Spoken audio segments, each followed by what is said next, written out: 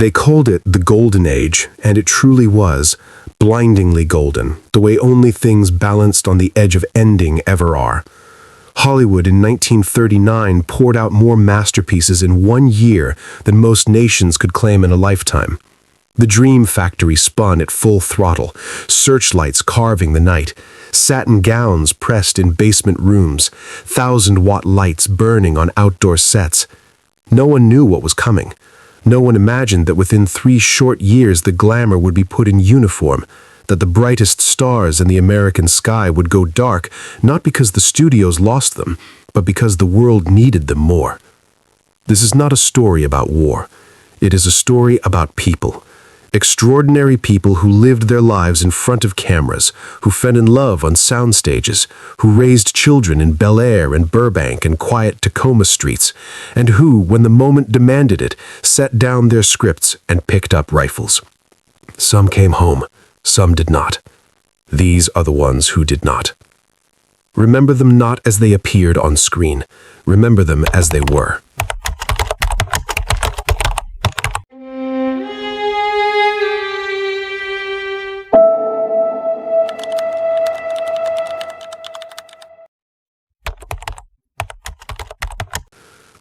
In the winter of 1939, Clark Gable and Carole Lombard moved through the world like two halves of a cosmic joke that had finally found its punchline.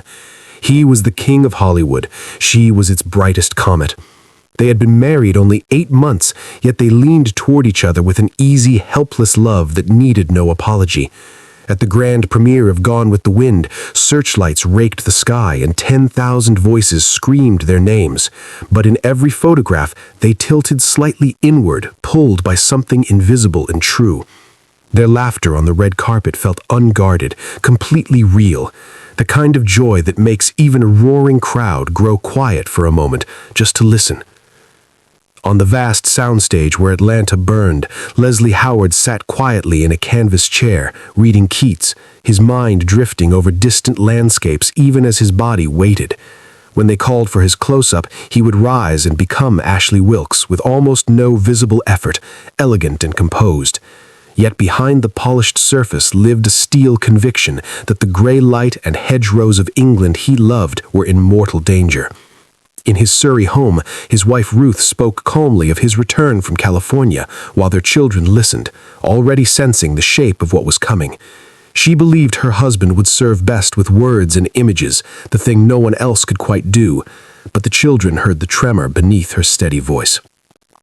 Carole Lombard, mid-scene in a screwball comedy surrounded by prop feathers, felt the telegram about Poland drain from her bones.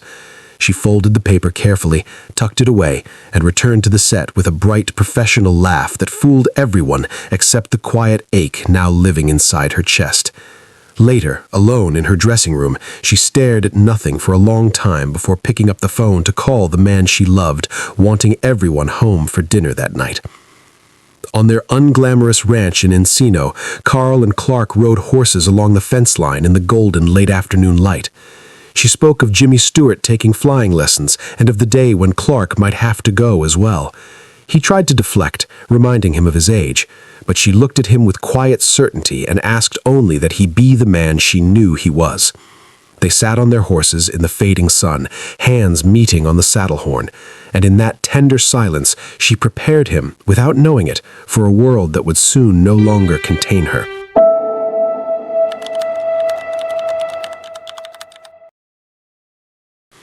In a theatrical, comfortably messy house on Long Island, Taylor Holmes told his familiar stories at the dinner table, while his sons, Phillips and Ralph, laughed along. Then the mood shifted. The young men spoke of joining the Royal Canadian Air Force, of the need to fly. Their father, an actor who had built his life on emotional truth, let real pride and real fear move across his face. He had expected them to follow him onto the stage. Instead, they promised weekly letters and spoke of coming home one day to make something worth watching together. He asked only for the letters. They gave him their word. In a modest house in Tacoma, Washington, Olga Hutchins hung washing on the line while her 15-year-old son, Bobby, leaned against the porch with a sandwich. Once the most beloved child star in America as Weezer in the Our Gang pictures, he now lived quietly, telling schoolmates they must be thinking of someone else. He spoke softly of wanting to fly airplanes someday, of wanting to do something real if war came. His mother looked at the boy she had deliberately pulled out of Hollywood to give a normal life of school dances in Tacoma rain, and she saw in his face a longing she did not yet have words for. She told him he was already something real. He knew it, yet he kept looking at the sky. After Pearl Harbor, the studios paused. Louis Mayer stood before his executives and declared that they were no longer merely in the entertainment business, they were in the war business now.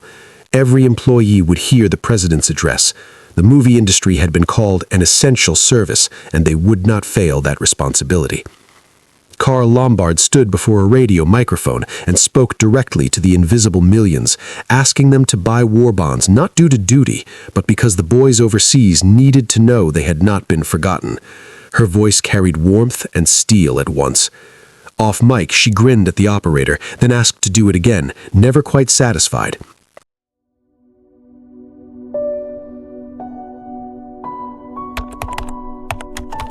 On the ranch that January night in Encino, she packed her suitcase as Clark watched from the bed, his big frame oddly boyish in pajamas.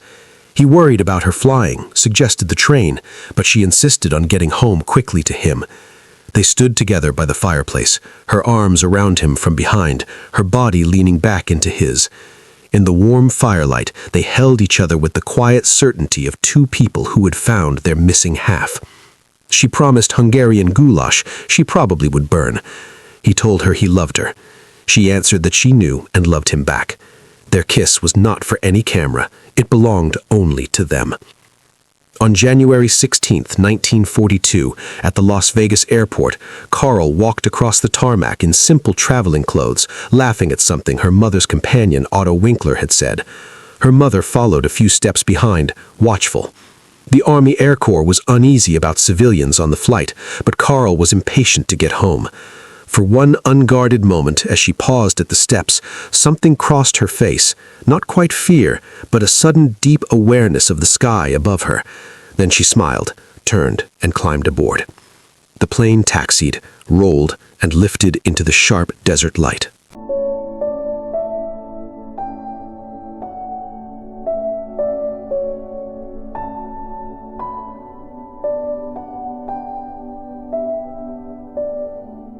The plane climbed into the sharp desert light, carrying Carole home to the man who waited with a half-smoked cigar and an ache he could not name.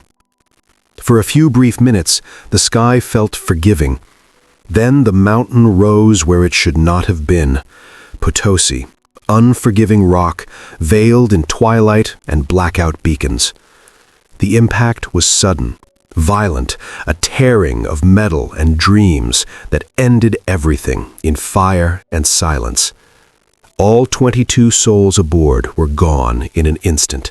Carole, her mother Bess, Otto Winkler, and 15 young Army flyers who had only wanted to serve. The brightest comet of the Golden Age fell to Earth not in enemy skies, but on American soil, returning from selling bonds to a nation still waking to war. In the ranch house in Encino, Clark Gable received the news like a physical blow. He drove through the night toward the mountain, eyes raw from sleeplessness and disbelief, his big frame hunched against the wheel as though he could will the distance shorter. Friends turned him back from the final brutal climb. The wreckage was too high, too savage. He stood at the base for hours anyway, staring upward while search parties of miners and soldiers picked through the debris. When word finally came that there were no survivors, something inside the King of Hollywood simply broke. He returned to the empty house where her laugh still seemed to echo in the rooms, where her half-burned goulash recipe waited on the counter. Grief swallowed him whole. He drank heavily in the quiet nights, wandering the halls like a man who had misplaced the center of his life. The horses in the paddock sensed the change and grew restless. For a long time he could not work, could not breathe without feeling the absence of the woman who had once leaned back into his arms by the firelight and promised to come home on Wednesday. Yet Carole's death did not end the story of sacrifice. It only deepened the shadow falling across the dream factory. The war machine kept turning, and more stars stepped forward, trading scripts for uniforms, spotlights for searchlights. Leslie Howard, the elegant Englishman who had read Keats between takes and carried England in his quiet heart, answered the call in his own way. He left Hollywood's vulgar miracles behind and returned to Britain, using his voice and presence to remind a besieged nation what it was fighting for. In the spring of 1943, he boarded a civilian DC-3 in Lisbon, bound for home across the Bay of Biscay.